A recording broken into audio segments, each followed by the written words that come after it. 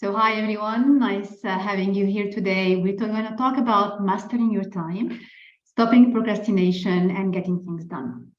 And before we start, I always like for you to have an intention of why you are here today. And for that, I want you to check if any of these statements resonate with you. So there's a number in there. So whenever there's something that resonates with you, please put the number on the chat. So do you often say this? There's just not enough time for in the day. Or I can't seem to get organized. There's always a lot of things to do and I'm juggling of so many things. And any effort I put in place, I can't seem to get organized at all. Number three, and this is quite a familiar one for me at least. I used to say this, I'm a procrastinator. And that's how it is. And that's not easy to change that. Number four, other people interrupt my focus just when I most need it. It's just frustrating. Every time I sit to do something, someone comes to my desk or there's this phone call and they just not respectful of my time. It just frustrates me a lot. And then number five, I'm always busy. Like I can see I'm always doing something and I'm always running all around and I'm still missing out on what's most important. Number six is, I think you might think that it's selfish to take time for yourself because people depend on you. So there's no time for you. There's time for a lot of things. There's time for other people, but not for you. And number seven, you might also be thinking this, saying, I tried many time management tools and technique with no use. So have a look at this. And if you're viewing this as a recording, also put this on a piece of paper. Which ones really resonate most of you? And if I look at what comes most on this, that there is just not enough time in the day is something that comes very, very frequently, procrastination too. And the same thing that we know what to do, right? You go on Google and you type time management tools and techniques, and then you will find a lot of things, but it's about the implementation. So that's what I'm suggesting that we are going to talk about today. And just a brief introduction of myself for those who don't know me, and how also I had my journey with time management, etc. So now I'm running Expand Coach, which is an executive coaching and leadership consultancy practice. But before that, I spent 21 years working in Shell in downstream business across Africa. So I had regional roles in supply chain, marketing, and business development. And I have also a beautiful family of 2 kids. And the thing is that I was the first one to say, I can't do all of things. I don't have time for that. So whenever I was even planning to go for travel or invited to go out with friends, it's like, I don't have time for that. My schedule is already full. And I felt at some point of times, like during business planning periods, for example, or where we have to some kind of reviews or a big project, that I don't control my time. My time is based on other people's needs or that project that's running or the timeline for the business, etc., or even my kids' extra school activities. And I just felt that, oh my God, if I only had more time, what can I do? And then when I switched it and decided to stop my corporate job and start something new, there was this period of time when I was like, this is amazing. I'm back. I have the control back of my time. I will be my own boss. I'm the one who's going to decide when to work, when not to work, not to work. And I thought, now I have the time. And then suddenly, wait a minute, what's happening? I found myself back into this turmoil of, I can't, I don't have time for that, and everything again. And I'm like, okay, so this has nothing to do actually with my external environment and what's happening. Time management somehow doesn't depend on the fact that I had a corporate job and I had a family to run versus now I have my own business. And I had even some period of time where I was in transition and I didn't have this much responsibility, and still time seemed to never be enough. And that's where I got more interested into understanding the concept of time, how we relate our relationship to time, and what we can do about it. So this is what we're going to be seeing today. And this is my invitation to you, is that during the time we're going to spend together, and it's quite amazing how we say spending time, like it's a cost, it's a currency. So I'd say the time we're going to experience together, I'd like for you to build your A game, and that's being aware. So understanding why is it that you can do it the way you want it. And I'm going to give you 2 ways to start the shift. And then from awareness going into action. So I'm giving you 3 science-proved practices to master your time. And then we know we can't really control time, that life happens. So when things that are unexpected will come, and then our plan of time management just fell out, or we just don't feel like doing it, how to adjust into that and how we can still get things done. So let's start. And my first question is, what is time to you? And being an engineer and having an engineering background, I'll just give you this very simple mathematical definition. And it's a definition that applies to everyone. Time is a weekly allocation of exactly 168 hours per week. That's it. 24 hours, 7 days, 168 hours per week. That's what time is. It is. And the way you allocate your time is what differs how you perceive it from another person. But actually, it's just a number. It's like you have a slot of 160 hours per week. It's a weekly allocation. You have it at the beginning of the week, and then at the end of the week, it's finished, and you have a new allocation of 168 hours per week. What you do with that is up to you. And now that we are looking at this in terms of numbers and being very, very objective about it, let me just remove this a little bit. Let me ask you, if you are one, if you said, and you're thinking, I never have enough time, let me ask you, what would you do if you had extra time? So let's say, if you had an extra 22 full work days. So when I say work days, I'm assuming 8 hours per day. Like, imagine what you can do with 22 extra work days in the year. Maybe you will have time to finish that project that's really very keen to your heart, but you never really started. What if you have 45 full work days? Like, it's 1 month and a half. What can you accomplish in 1 month and a half? Maybe you can learn that new language. Maybe you can go to that vacation. Maybe you can start your side project.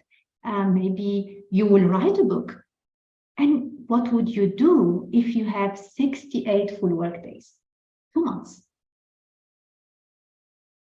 Amazing, right? Let's just take the moment to really understand, because we most of the time complain about not having time, but we don't really seriously think what we will do with that extra time if we have it.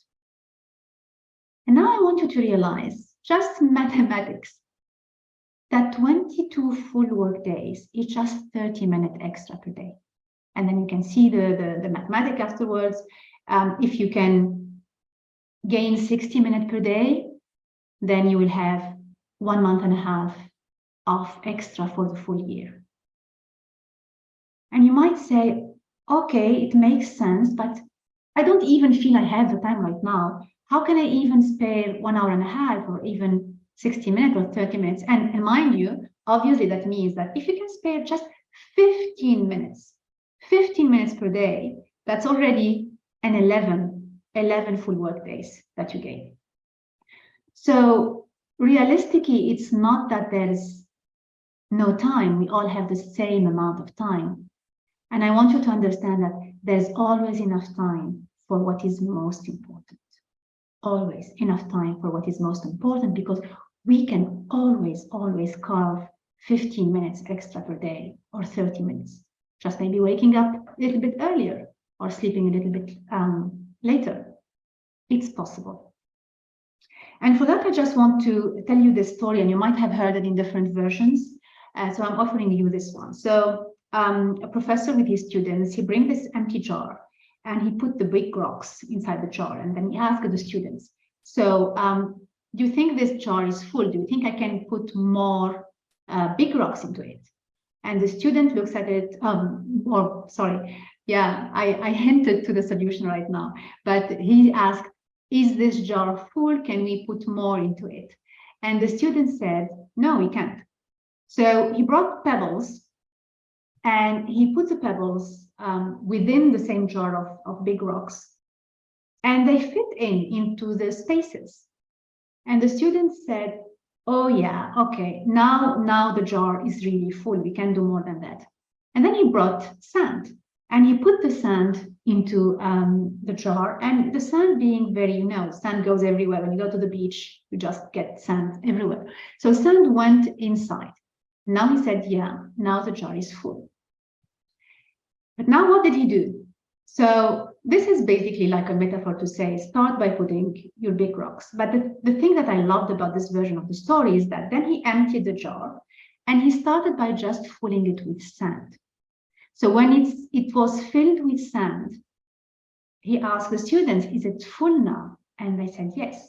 There's no way to put any big rock if your jar is already filled with sand.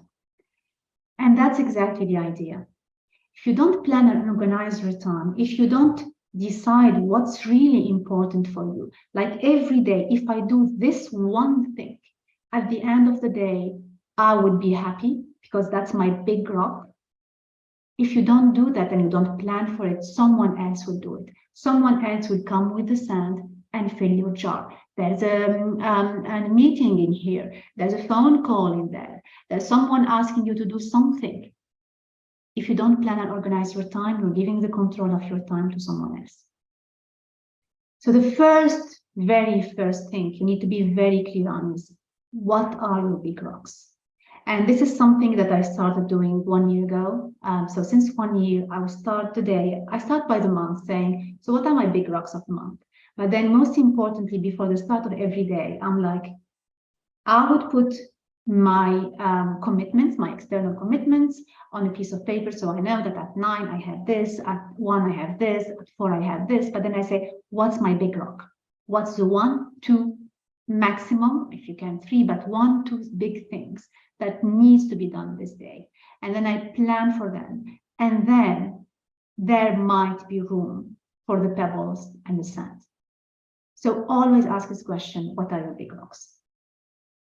Now, we're going to science. 3 science-proved practices to master your time. So you have the idea there is always time for what is most important. If you don't have time, it's not that you don't have the time, maybe you're not clear about your big rocks and what are your priorities. So start there. Now, this is something that seems so obvious and yet so powerful. When I did this and when I introduced this notion to my clients and they started putting it in place, it really changed their life. It's the notion of time blocks.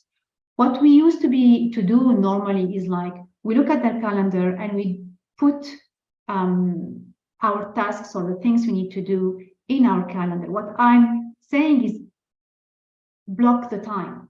Like when you go to your calendar, you go and you block from 9 to 12 and saying, this is my time to do this specific task. That's it. And then you block the other times. And obviously it's always better to regroup activities that are the same. So if there's anything where you need a lot of reflection and analysis and brainstorming, put all these activities at the same time.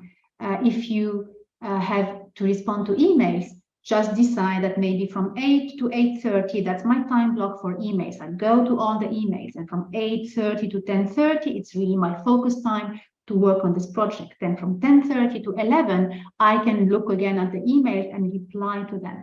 And why does this work? First of all, what's the cost of not doing this? If you don't do time blocks, what's happening? Do you know that if you every time you are interrupted, so let's say you're working on a project or you're writing something or you're thinking about something and you have this phone call or you have this email notification and you stop and you go and you reply to that, to go back for your mind, to go back to the same concentration and focus level and flow that you were at before you were interrupted, it takes you 20 minutes. Which means that if, let's say, in the day, you are interrupted 6 times. An interruption means, as I said, there's the WhatsApp in here, there's a notification in here, you go to search something on the internet, and then suddenly you find yourself opening many windows and looking at other things.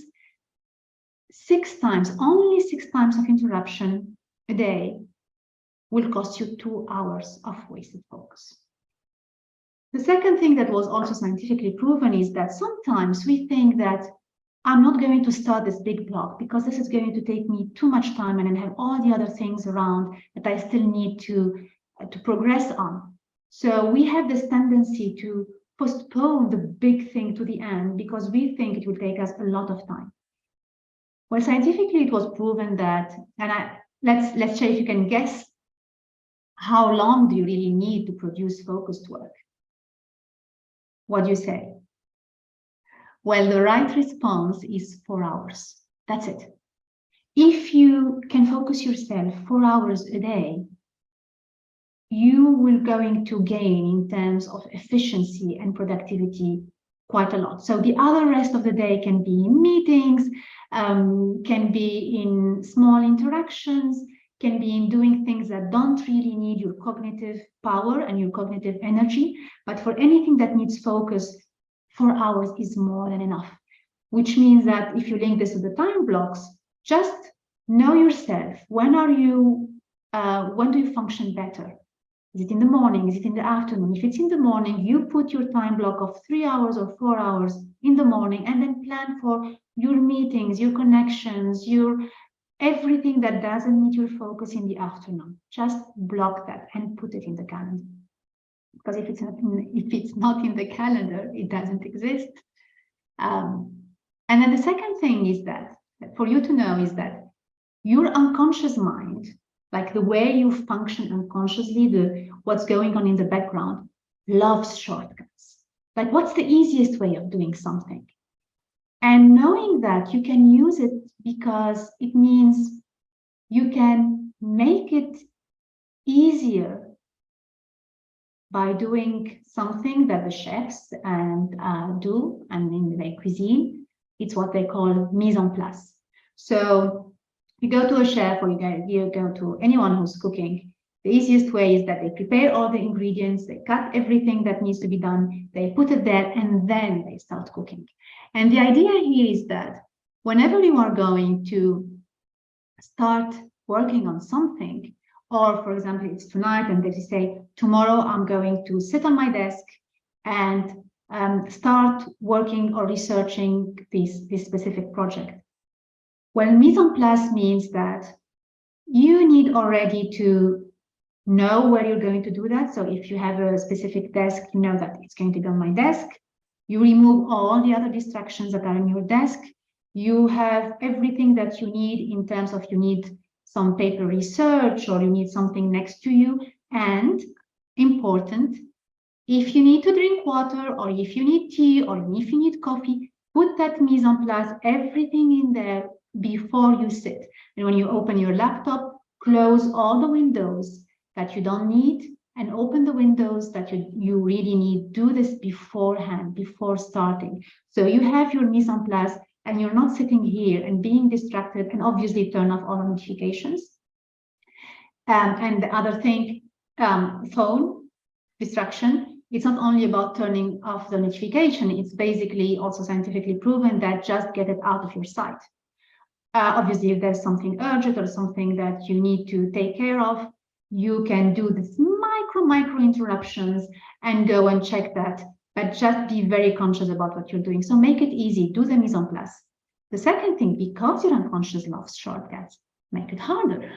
So make it easy to build up the right habit.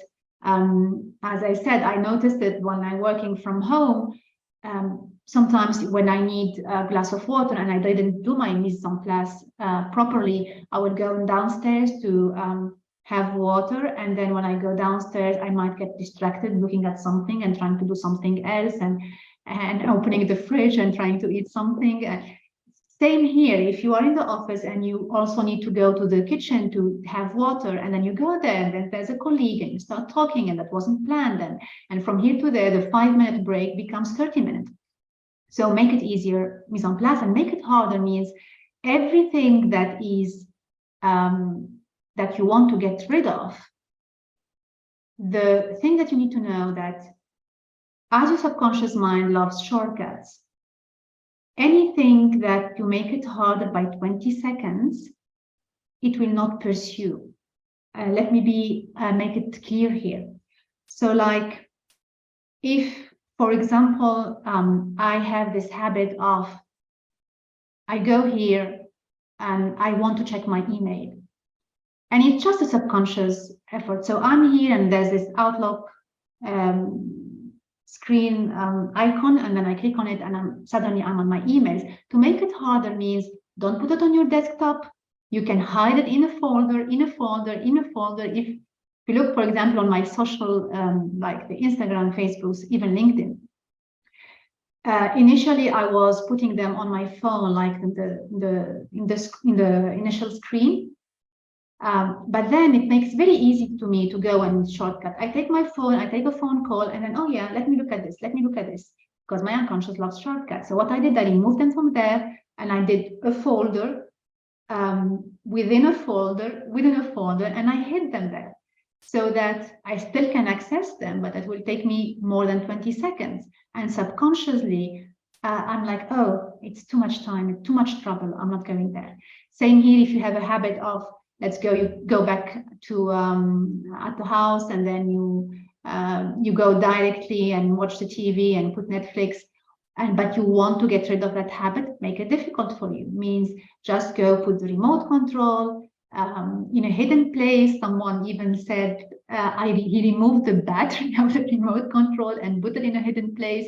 So depending how far you want to go and to get rid of a specific habit, one of the easiest things is just make it harder for you to get access to that habit you want to get rid of, and make it easier for you to get access to the habit you want to put in place.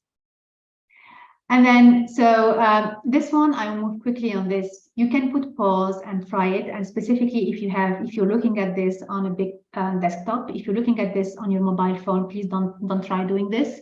So I will explain it, and I will let you do it on your own rhythm. You can go back to this and pause, etc. But the idea is really to look. So you can see on the bottom, there's 2 pictures. They're completely identical.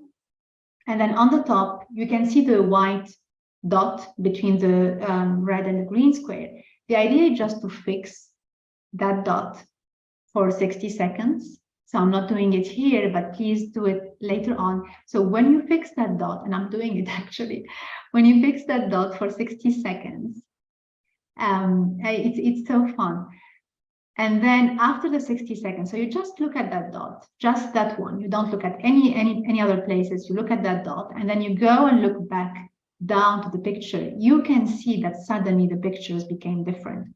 One of them will appear to you darker or like different colors than the other one. And the longer you, and obviously afterwards, your eyes readapt again, and then you can see them the same. And the idea here is that we always perceive things based on what we are looking at. So based on the background of what's happening in our mind and our perception. So one of the things that can help you put in place a good time practice, and in terms of also of changing the habit, is change the background of what's going on in your mind, change the programming that you have in your unconscious. And how to do that? So this is something that you most probably have heard a lot. And I must confess that at some point of time, when someone is telling me, okay, by the end of the day, please write your wins, I'm like, come on, I'm over this. Like, it's fine. We heard it so many times, but it's not my thing. And the idea here is, and you guessed it by now, I love science and I love things that have like they are facts and they're backed by really science, which means that we can actually make our biology work for us rather than working against us, is that gratitude is not just a word, a nice feeling, something that is good to have. Gratitude is the way we feel it in our body. We feel it through the release of dopamine and serotonin. So these are hormones that are released in our body. And these are hormones that allow us to be energetic, to be happy, to see more options, and dopamine, obviously, to take actions and to do things differently. And the idea when you register your wins is that you are addicting your body to these feel-good hormones. And every time you, at the end of the day, you look at how you manage your time and you check your, you be grateful for either doing what was agreed to be doing or for noticing something that didn't go well and rehearsing what would you do differently next time. So it doesn't mean that you're just going to look at the bright side, but you also take the learning if something didn't work properly. Then you are, and every time you do something the way you did it, just give it up to your shoulders like, well done me, because then your body, and feel that gratitude, because then your body links this release of hormones to the activity that you did, and it will take you there, and consciously it becomes easier to do the right thing because your body wants that nice shoot. Because otherwise what's happening is that the more, if you are getting into the habit of maybe always complaining, always not liking things, well, you are also making your body addicted to the feelings of anger or the feelings of frustration or the feeling of sadness, which are also another cocktail of hormones. That's it. We're always making our body addicted to something. So just choose the feelings that will help you put in place the right habit. Because the cost of not doing it, and it's not like, oh, that's fine, it's nice to have. No, it's not nice to have, because there's something built on us that's called the negativity bias, means we need like 5 positive things to weigh up one negative thing. So we are wired for our survival to look at the negative things. So that's normal. Don't beat yourself if saying, well, why am I doing this to myself? That's normal. The thing is to be really consciously looking for the positive, not making it up, but just realizing that there's something else in there. And the other thing, the more you use it, the more it's reinforced. It's neuroplasticity. If you don't use it, if you don't train your body to these feelings and to these new habits, you just lose it. And now to the third and last part of this masterclass. So now that you know, and you have a different relationship, hopefully to time, knowing that there's always time for what is important, for what is most important, and how is it lack of time or lack of clarity, and what are your big rocks. And that you looked at different ways of putting this in place in terms of the time blocks, in terms of the mise en place, in terms of making it harder for yourself, and in terms of really practicing gratitude whenever you do something that's good. Now, to be honest, things sometimes don't go as planned. And we plan our day, and then something completely unexpected happens, and all our plans and even our big rocks might change. And it can be different scenario. Either something bad is happening, or sometimes it's what we call the shiny object. So we have friends visits, or this new course, or this new business opportunity, and we get distracted in the way, and sometimes we just don't feel like doing it. And the first thing I want to say here is also changing your perspective. So, and I love this quote saying, stop regarding all the unpleasant things as interruptions of one's real life. We have this tendency, I have the tendency that if things don't go as planned, I'm like, oh my gosh, but I had everything planned. My life was all planned. This is an interruption. No, the truth, of course, is that what one calls interruptions are precisely one's real life. That's how life is. Life unfolds the way life unfolds. That's life. The plan we do have in our mind, it gives us a sense of security, but that's not real life. We never can control life. And it's about being at peace with that. It's not an interruption. What's happening is what's happening, and that is life. It's not an interruption of our lives. So it's also changing the narrative in our mind. So instead of saying, oh my God, this is a disaster, everything is ruined when something doesn't work as planned, nothing ever works for me, I knew this would happen, and the victimization, why me? Why is this happening to me? Change the narrative. Be conscious that, well, this is just part of life. This moment is inevitable. I know this is a mouthful. I don't pronounce it very properly when I say this moment is inevitable, but this is happening. It's happening. There's no use spending my energy resisting this. And give yourself the grace to say, I'll handle this one step at a time. I figured out things before. I'll figure this out now. And there's a solution to every problem. So just change your perspective. It's not about disillusion or not. If something is happening, saying, oh, no, that's going to be, that's a good thing, that's fine, everything is going to be fine. You don't know if everything is going to be fine. What you're saying to yourself is you're going to go through this. And everything has a solution. Now it's about refocusing your energy into really finding this solution rather than why does this happen and this is a problem and all that noise. It's about cutting the noise. Now, what if it's the other thing and this shiny object and a family or friend visits or new opportunities, and this can derail your plans? Well, I'm offering you just 3 questions. Ask yourself, because there's this FOMO, this fear of missing out. Oh, but if I don't do this, then I might be missing out on something. Well, I want you to turn this around and say, and ask yourself, if I say yes to this, if I take this on board, what am I saying no to? Basically, what's the cost of taking this new thing that wasn't unplanned on board? And then ask yourself, once you have that clarity, okay, is this aligned with my big rocks? And the answer, if the answer is yes, go for it. If the answer is no, well, it's a no. And if the answer is yes again, does this belong to my calendar? If it doesn't belong, whose calendar maybe does this belong to? And we will see this a little bit more in detail afterwards. And sometimes we have this, what I call the feeling, and it's a bit on procrastination also. It's like, I don't feel like doing it. And we have different things that goes in here. So if you look at this matrix and you have impact, so high impact, low impact, high energy, low energy, or not high energy, low energy in the sense of, is this giving me energy or is this draining my energy? Is this nourishing me or is it draining me? So you will have the things that have low impact and that are draining your energy. Well, obviously, clearly, they're a waste of time. Just delete them.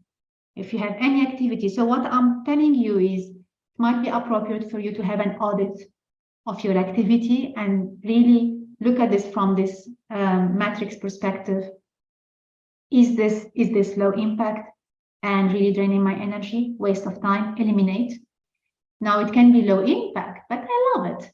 Like I like it. It's like a nice ice cream. I love these dopamine hit when I go maybe on social media or when I do goof around with my friends or whatever, or I play this game on my iPad. Whatever it is, it nourishes me. Okay, just be aware, it's a temptation and it's a break. So limit, put a time limit. Don't get carried over. An ice cream here and there is very nice. An ice cream in the morning, in the afternoon, in the night, the impact on your health you're not gonna like that. And ideally is that 80% of your activities is in your zone of genius. Means 80% of your activities are high impact and then they're nourishing your energy. That's when you look at your activities, check where you are. If you're only 60%, 50% in that, check which ones, the other activities, which block they belong to, and then take the action appropriate to that. And why I say 80% and not 100%? Because we're being very realistic and practical here. We have sometimes some tasks that we call tedious tasks that we don't like. I don't like to do the admin work. Maybe some people don't like salespeople who love going and speak to clients and customers, but then going back to the office and doing the paperwork, it is a hassle for them. In this case, there's only two solutions.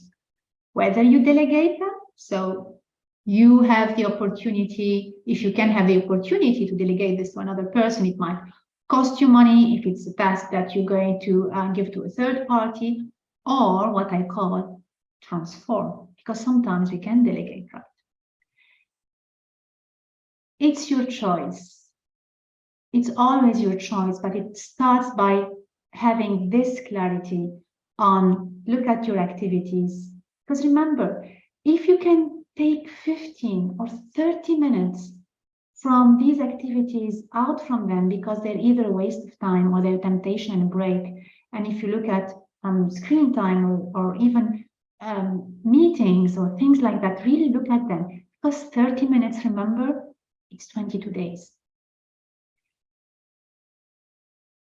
And it goes back when I say transform, you need to understand that every moment of your life is your life, and you choose how to live it.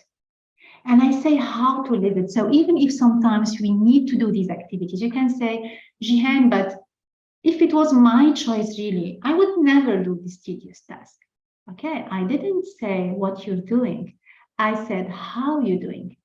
At the end of the day is how we feel. Yes, when we do something, we feel proud and happy that we did that. But at the end, sometimes, did you notice sometimes you do all your activities and you still don't feel good about it? At the end, it goes back to feeling. So how can we transform this? Well, honor the feeling. Honor the feeling means that if I feel angry or frustrated or whatever about that, I can either calm myself down so that it's a physical anchor. It's, if you are into meditations or mindfulness, it's like go back to my breathing, go back and understand what's happening inside me, because sometimes when we let the emotion flow and we don't avoid it because we don't like feeling it, it just goes away. And I came across this this technique that I just found amazing in terms of the concept of it and the application. It's what that's called 5-minute tantrum. You know, the babies when they just go into tantrum. So sometimes instead of trying, and if that doesn't work for you, to really anchor yourself and observe the emotion and it will go away, well, express it.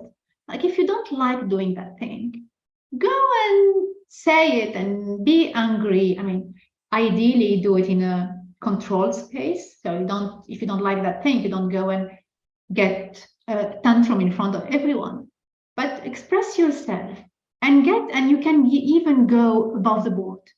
Like start saying things or getting angry. The more above the board you do it, the more, ridiculous it becomes almost. But then it allows the energy to go out. But the idea is just put a timer. Like, okay, I'm going to allow myself for 5 minutes to be really angry and frustrated and express all that I have inside me. But after that 5 minutes, it's done. Try it and let me know. And another thing is sometimes, and if you will have fun as one of your core values, you can say, okay, if it gets to get done, let's make it fun.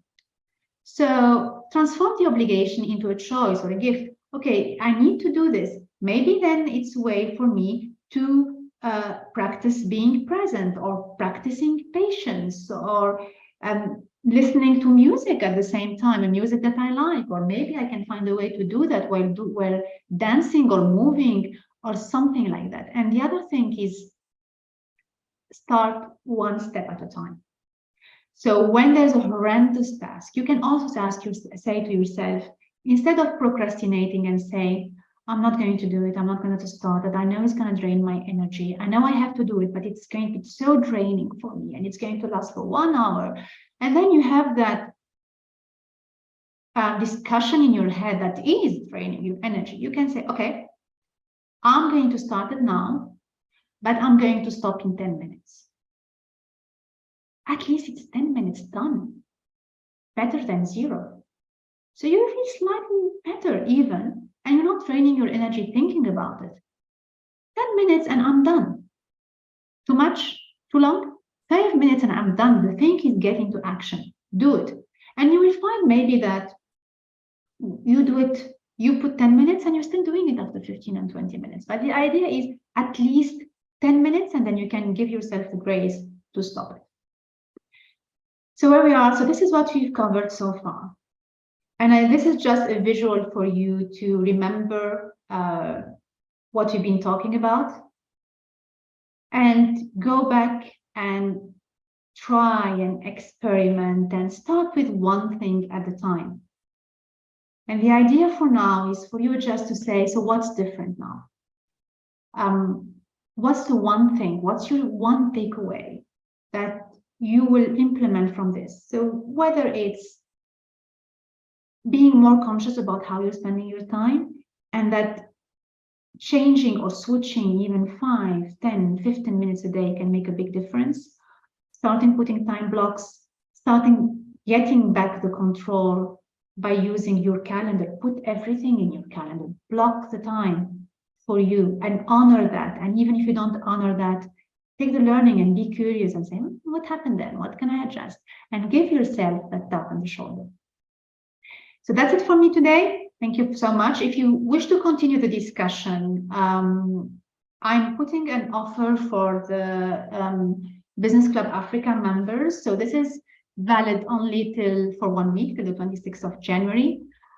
You go to the to this link, so it's very easy in there. And then if you book, the offer is for you to book a session of 1 hour with me, if you like to, so that I can help you go beyond this discussion, and how, if there's anything that you think would be stopping you from implementing this, or anything that wasn't covered here and you want to know more about it, just go there before the 26th of January and book any date that you find available in the calendar. That date can be in February or after the 26th of January.